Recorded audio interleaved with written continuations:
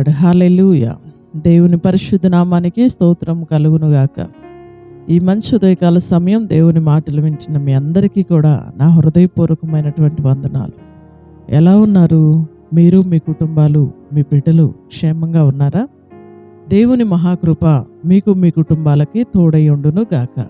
ఆమేన్. పరిశుద్ధ గ్రంథంలో నుండి ఒక వాక్యాన్ని మనం చదువుకుందాం. చూడండి, గత కొన్ని రోజులుగా దేవునికి అసహ్యమైన కార్యాలేంటో మనం ధ్యానం చేసుకుంటూ వస్తున్నాం. సామెతల గ్రంథం 6వ అధ్యాయం 16, 17, 18 వచనాలను మనం చూస్తే, దేవునికి అసహ్యమైనవి 6 కలవు, 7 ఆయనకి హేయములే. అంటే దేవునికి ఇష్టము లేనివి, హేయమైనవి, అసహ్యమైనవి 7 ఉన్నాయంట. ఏంటి ఆ 7 అని మనం ధ్యానం చేసుకుంటూ వస్తున్నామండి. చూడండి, అహంకార దృష్టి అంటే దేవునికి ఇష్టం లేదు. కళ్ళలాడే నాలుకంటే దేవునికి ఇష్టం లేదు. నిరపరాధులను చంపే చేతులంటే దేవునికి ఇష్టం లేదు. దుర్యోచనలు యోచించు హృదయము దేవునికి ఇష్టం లేదు. కీడు చేయటానికి త్వరపడి పరుగులెత్తే పాదములు దేవునికి ఇష్టం లేదు. ఈ 5 కూడా గడిచినటువంటి రోజుల్లో మనం వీటిని ధ్యానం చేసుకుంటూ వచ్చాం. ఈ సమయంలో 19వ వచనాన్ని మనం చదువుకుందాం. 6వ అధ్యాయం 19వ వచనం. సామెతల గ్రంథం 6వ అధ్యాయం 19వ వచనం. లేని వాటిని పలుకు అబద్ధ సాక్షియో. చూడండి, దేవునికి ఇష్టం లేనిది, అసహ్యమైనది ఏంటంటే లేని వాటిని పలికే అబద్ధ సాక్ష్యాలు. దేవునికి అబద్ధాలు ఆడేవాళ్ళన్నా, లేని వాటిని చెప్పేవాళ్ళైనా, విమర్శించే వాళ్ళైనా ప్రభువుకి అస్సలకి ఇష్టం లేదు. ఈ రోజున చాలామందిని మనం చూస్తే లేనిపోయిన అబద్ధాలన్నీ ఆడుతూ వస్తున్నారు. క్రైస్తవులు అని చెప్పుకుంటూ కూడా దేవుని నామానికి అవమానకరంగా బ్రతికేవాళ్ళు, ఉదయం లెగిస్తే ఎన్నో అబద్ధాలు చెప్పేటటువంటి వాళ్ళు ఎంతోమంది ఉన్నారు. ప్రభువుకు వాళ్ళ అసహ్యం అని బైబిల్ తెలియచేస్తూ ఉంది. దేవుడు అంటూ ఉన్నాడు, ఇది నాకు అసహ్యం, లేని వాటిని పలికే అబద్ధం అంటే నాకు ఇష్టం లేదు. చూడండి, లేని వాటిని పలుకు అబద్ధ సాక్షి. చూడండి, ఎవరైనా గొడవలు చేసుకున్నప్పుడు, ఎవరైనా తన్నుకున్నప్పుడు, తగాదాలు ఆడుకున్నప్పుడు, లేదా ఏదైనా ఒక యాక్సిడెంట్ జరిగినప్పుడు వాళ్ళకి కొంతమంది సాక్షులుగా వెళతారు. ఆ సాక్ష్యం ఎలాంటిదంటే వాళ్ళు చూడకపోయినా చూసామంటారు. అక్కడ ఏ గొడవ ఒకళ్ళ సమస్య అయితే మరొకరి సమస్యగా చెప్తూ ఉంటారు. లేని వాటిని పలికే అబద్ధ సాక్ష్యం. అది లేదు కానీ ఉన్నట్టుగా సృష్టించేస్తారు. ఈ మనం సహజంగా కోర్టుల్లో చూడొచ్చు. అబద్ధ సాక్షులను ఎత్తుక్కొని తెచ్చుకుంటూ ఉంటారు. డబ్బులు ఇచ్చి మరీ అబద్ధం చెప్పించుకుంటూ ఉంటారు. లేని వాటిని పలికే వాళ్ళని కొంతమందిని పోగు చేసుకుంటారు. కోర్టులో ఒక కేసు గెలవటానికో, లేకపోతే ఒక సమస్య నుండి, కేసు నుండి విడుదల పొందటానికో అబద్ధ సాక్షులను పోగేసుకుంటూ ఉంటారు. వీళ్ళంటే ప్రభువుకి అస్సలు ఇష్టం లేదండి. ఆయనకి అసహ్యమైన కార్యాల్లో ఒక కార్యం ఏంటంటే లేని వాటిని పలికే అబద్ధ సాక్షి. అక్కడ లేదు కానీ ఉన్నట్టుగా సృష్టించేటటువంటి అబద్ధ సాక్షులు. అలాంటి వాళ్ళంటే ప్రభువుకి అస్సలు ఇష్టం లేదండి. చూడండి, సామెతల గ్రంథం 12వ అధ్యాయం 17వ వచనంలో కూడా ఒక అమూల్యమైన మాట రాయబడి ఉంటుంది. చూడండి, 17వ వచనం, 12వ అధ్యాయం 17వ వచనం. సత్యవాద ప్రియుడు నీతి గల మాటలు పలుకును. సత్యాన్ని చెప్పేటటువంటి వ్యక్తులు అంటండి నీతి కలిగిన మాటలు పలుకుతారండి. కోట సాక్షి మోసపు మాటలు చెప్పును. కోట సాక్షి అంటే అబద్ధపు సాక్షి. ఈయన ఎప్పుడు కూడా అబద్ధాన్ని ఎత్తుక్కుంటూ ఉంటాడు. అబద్ధాలనే ఆధారంగా చేసుకునే వాళ్ళు చాలామంది ఉన్నారు. అబద్ధాలనే ఆధారంగా చేసుకొని బ్రతికే వాళ్ళు చాలామంది ఉన్నారు. చాలామంది దేవుని పిల్లలని చెప్పుకునే వాళ్ళు, దేవుని వాక్యాన్ని బోధించే బోధకులు కూడా చాలామంది అబద్ధాలు ఆడేవాళ్ళు ఉన్నారు. దేవునికి అసహ్యమైనది ఏంటంటే అబద్ధం ఆడేవాడు. అందుకనే కీర్తనాకారుడు ఒక అమూల్యమైన మాటను తెలియచేస్తూ ఉంటాడు. దేవుడంటే అబద్ధములాడే పెంకములాడే నాలుకలను, అబద్ధములాడే పెదవులను కోసి వేస్తాడని రాశాడు. దేవునికి అస్సలు ఇష్టం లేదు. చూడండి, అబద్ధం ఆడినటువంటి అననీయ సప్పీరాని దేవుడు చంపేశాడు.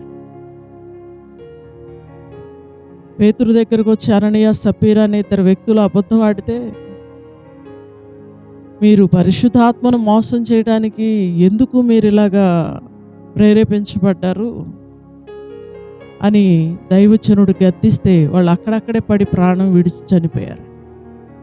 అట్లా చంపేశాడు కూడండి దేవుడు. అబద్ధం అంటే దేవునికి అంత అసహ్యం. దేవుడు అసహ్యపడేది ఏంటంటే అబద్ధం అండి. అది కూడా లేనిపోయిన వాటిని కల్పించుకొని చెప్పే అబద్ధాలు ఇంకా ఇష్టం ఉండదండి. అసహ్యమైనటువంటి కార్యం.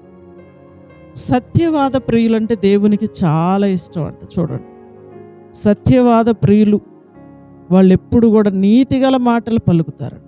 సత్యాన్ని అంగీకరించేవాళ్ళు, వాక్యానికి లోబడేవాళ్ళు. సత్యం అంటే వాక్యమే కదండి. యేసు ప్రభు వారు అంటారు, నేనే మార్గమును సత్యమును జీవమునై ఉన్నాను అని. యేసు ప్రభువే సత్యం అండి. యేసు ప్రభువుని నమ్ముకున్న బిడ్డలు సత్యాన్ని అనుసరించి బ్రతకాలి. ప్రాణం పోయినా కూడా అబద్ధం ఆడకూడదు. ఇది క్రీస్తు జీవం, క్రీస్తు ప్రేమ. క్రీస్తును కలిగిన వారు ఎలాగుంటారు? క్రీస్తును కలిగిన వాళ్ళు ఎలాగుంటారు? సత్యాన్ని అనుసరించి నడవాలి. బైబిల్ మొత్తం కూడా సత్యంగా బ్రతకండి, నీతిగా బ్రతకండి, పరిశుద్ధంగా బ్రతకండి, వీటి మీదే రాయబడి ఉందండి. ఒక వ్యక్తి పాపం నుండి విడుదల పొందాలి, ఒక వ్యక్తి అసత్యం నుండి విడుదల పొందాలి, ఒక వ్యక్తి అవినీతి నుండి విడుదల పొందాలి, నీతిగా బ్రతకాలి, సత్యాన్ని అనుసరించి నడవాలి. బైబిల్ మొత్తం కూడా వీటి మీదే బేస్ అయి ఉందండి. దేవుణ్ణి నమ్మినటువంటి పిల్లలు సత్యాన్ని అనుసరించి నడవాలి. చూడండి, 14వ అధ్యాయం 5వ వచనంలో కూడా ఒక అమూల్యమైన మాట రాయబడి ఉంటుంది. సామెతల గ్రంథం 14వ అధ్యాయం 5వ వచనం, నమ్మకమైన సాక్షి అబద్ధమాడడు, కోట సాక్షికి అబద్ధములు ప్రియములు. చూడండి, నమ్మకమైన సాక్షి అబద్ధం ఆడాడు. ప్రాణం పోయినా కూడా అబద్ధం చెప్పకూడదు. మందిర స్థలం కేసు విషయంలో ఒక అబద్ధం చెప్పాల్సి వస్తే పాస్టర్ గారు ఒకటే అన్నారు, స్థలం పోయినా పర్వాలేదు, నేను మాత్రం అబద్ధం చెప్పను. ఉన్నది ఉన్నట్టుగా చెప్తాను. ఏం జరిగిందో, నేను ఎలా తీసుకున్నానో, ఎలా కొన్నానో, ఎలా డబ్బు కట్టానో, ఆ స్థలం దేవుడు నాకు ఎలా ఇచ్చాడో చెప్తాను. అది దైవ చిత్తం అయితే ఉంటుంది, దైవ చిత్తం కాకపోతే పోయింది. కానీ నేను మాత్రం ప్రాణం పోయినా అబద్ధం మాత్రం ఆడనన్నారు. ఆ మాటను దేవుడు విన్నాడు. దేవుడు ఆ కోర్టు కేసు విషయంలో మాకు జయాన్ని ఇచ్చాడు. దేవుని స్తోత్రం చెల్లిద్దామండి. హల్లెలూయా. మనం దేవుని పక్షంగా యథార్థంగా సత్యాన్ని పలకటానికి నిలబడ్డప్పుడు అండి, దేవుడు మన పక్షంగా నిలబడతాడు. దేవుడు మన జీవితంలో కార్యం చేస్తాడు. చూడండి, నమ్మకమైన సాక్షి ఎప్పుడు కూడా అబద్ధం చెప్పడండి.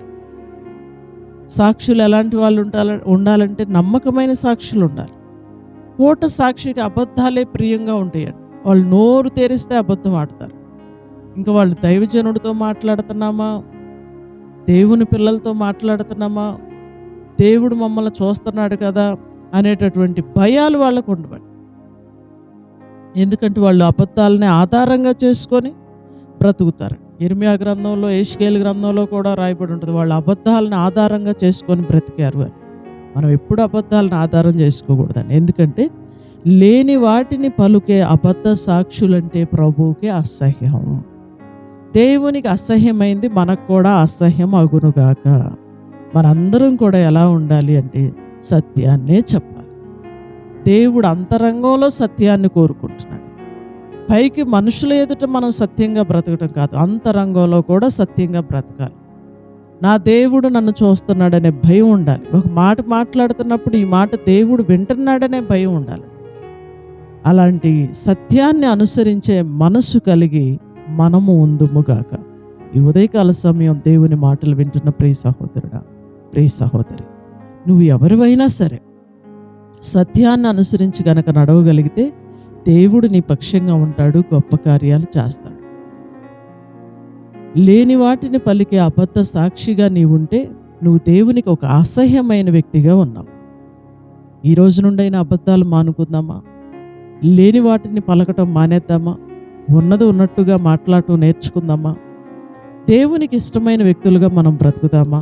ప్రియ తల్లి, ఈ రోజు నుండి ఒక తీర్మానం చేయి. ప్రియ సహోదరుడా, ఈ రోజు నుండి ఒక తీర్మానం చేయి. ప్రభువా, నీకు ఇష్టమైన వ్యక్తిగా నేను బ్రతుకుతాను. ఇక నుండి నేను అబద్ధాలు ఆడను. లేని వాటిని పలికి అబద్ధ సాక్షిగా నేను ఉన్ననయ్యా అని గనక నువ్వు అంటే, అప్పుడు నువ్వు దేవునికి ఇష్టమైన వ్యక్తిగా ఉంటావు. దేవుడు నీ పక్షంగా ఉండి సహాయం చేస్తాడు. God bless you. ప్రార్థన చేసుకుందాం. పరిశుద్ధుడైన తండ్రి, ప్రేమ కలిగిన మా ప్రభువా, దయగలిగిన యేసయ్య, కృపా సత్య సంపూర్ణుడా, నీ ఘనమైన నామానికి వందనాలు, స్తుతులు, స్తోత్రాలు చెల్లిస్తూ ఉన్నాం. ఈ మంచి ఉదయకాల సమయం అమూల్యమైన మీ మాటల ద్వారా మీరు మాట్లాడినందుకు వందనాలు. లేని వాటిని పలికే అబద్ధ సాక్షులంటే మీకు ఇష్టం లేదు. మేమెవరం కూడా అబద్ధికులుగా ఉండకూడదయ్యా. నీవు అబద్ధవాడు పెదవులను, బింకములాడు నాలుకను కోసివేస్తానన్నావు. నీకు అసహ్యమైనది మాలో ఉండకూడదయ్యా. నీకు నచ్చేటట్లు, మీరు మెచ్చేటట్లు మేము మారాలి. సత్యాన్ని అనుసరించి మేము నడవాలయ్యా అని ఎంతమంది పిల్లలు ఈ వాక్యాన్ని అంగీకరిస్తూ ఉన్నారో వారిని, వారి కుటుంబాలని యేసుక్రీస్తు వారి శ్రేష్టమైన నామంలో దీవిస్తూ ఉన్నాం. ఈ రోజంతా నీ కృపా, కాపుదల, క్షేమం, దీవెన నీ బిడ్డలకు దయచేయండి.